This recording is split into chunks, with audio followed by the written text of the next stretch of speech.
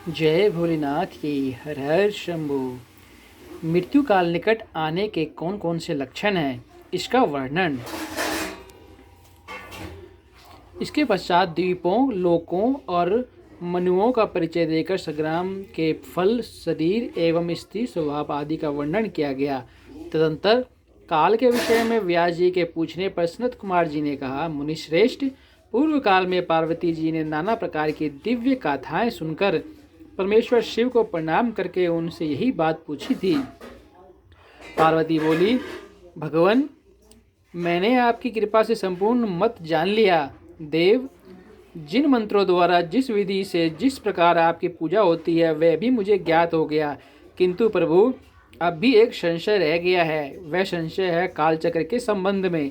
देव, मृत्यु का क्या चिन्ह है, आयु का क्या प्रमाण है? नाथ, यदि मैं आपकी प्रिया हूँ तो मुझे ये सब बातें बताइए। महादेव जी ने कहा, प्रिय, यदि आकस्मिक शरीर सब ओर से सफ़ेद या पीला पड़ जाए और ऊपर से कुछ लाल दिखे तो यह जानना चाहिए कि उस मनुष्य की मृत्यु 6 महीने के भीतर हो जाएगी। शिवे, जब मुंह, कान, नेत्र और जीवा का स्तंभन हो जाए तब भी 6 महीने के भीतर ही मृत्यु जाननी चाहिए। भद्रे, जो रूरू मृग के पीछे होने वाली शिकारियों की भयानक आवाज़ों को भी जल्दी से नहीं सुनता, उसकी मृत्यु भी 6 महीने के भीतर ही जाननी चाहिए। जब सूर्य, चंद्रमा या अग्नि के सानिध्य से प्रकट होने वाले प्रकाश को मनुष्य नहीं देखता, उसे सब कुछ काला काला अंधकाराच्छन्न ही दिखाई देता है, तब उसका जीवन 6 मास से अधिक का नहीं होता। देवी प्रिय, जब मनुष्य का बायां हाथ लगातार 1 सप्ताह तक फड़कता ही रहे तब उसका जीवन 1 मास ही शेष है, ऐसा जानना चाहिए। इसमें संशय नहीं है।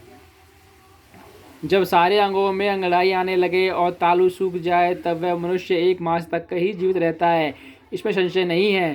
त्रिदोष में जिसकी नाक बहने लगे उसका जीवन 15 दिन से अधिक नहीं चलता। मुंह और कंठ सूखने लगे तो यह जानना चाहिए कि 6 महीने बीतते बीतते उसकी आयु समाप्त हो जाएगी। भमानी, जिसकी जीभ फूल जाए और दांतों से मवाद निकलने लगे, उसकी भी 6 महीने से के भीतर ही मृत्यु हो जाती है। इन चिन्हों से मृत्यु काल को समझना चाहिए। सुंदरी, जल, तेल, घी और दर्पण में भी जब अपनी परछाई ना दिखाई दे या विकृत दिखाई दे तब कालचक्र के ज्ञाता पुरुष को यह जान लेना चाहिए कि उसकी भी आयु 6 मास से अधिक शेष नहीं है। देवेश्वरी, अब दूसरी बात सुनो जिससे मृत्यु का ज्ञान होता है।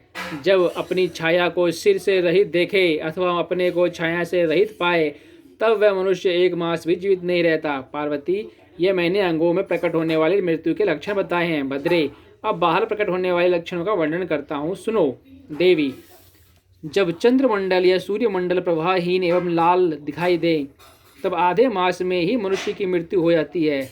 अरुंधति, महायान, चंद्रमा, इन्हें जो न देख सके अथवा जिसे तारों का दर्शन न हो, ऐसा पुरुष 1 मास तक जीवित रहता है। यदि ग्रहों का दर्शन होने पर भी दिशाओं का ज्ञान न हो, मन पर मूढ़ता छाई रहे तो 6 महीने में निश्चय ही मृत्यु हो जाती है।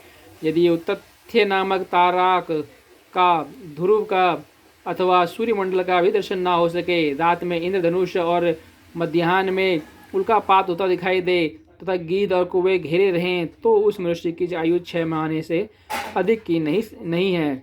यदि आकाश में सप्तऋषि तथा स्वर्ग मार्ग छाया पथ न दिखाई दे तो काला के पुरुषों को उस पुरुष की आयु 6 मास ही से समझनी चाहिए। जो आकाश में सूर्य और चंद्रमा को राहु से ग्रस्त देखता है और संपूर्ण दिशाएं जिसे घूमती दिखाई देती है वह अवश्य ही 6 महीने में मर जाता है। यदि अकस्मात नीली मक्खियाँ आकर पुरुष को घेर ले तो वास्तव में उसकी आयु 1 मास ही शेष जाननी चाहिए। यदि गिद्ध, कौवा अथवा कबूतर सिर पर चढ़ जाए तो वह पुरुष शीघ्र ही 1 मास के भीतर ही मर जाता है, इसमें संशय नहीं है।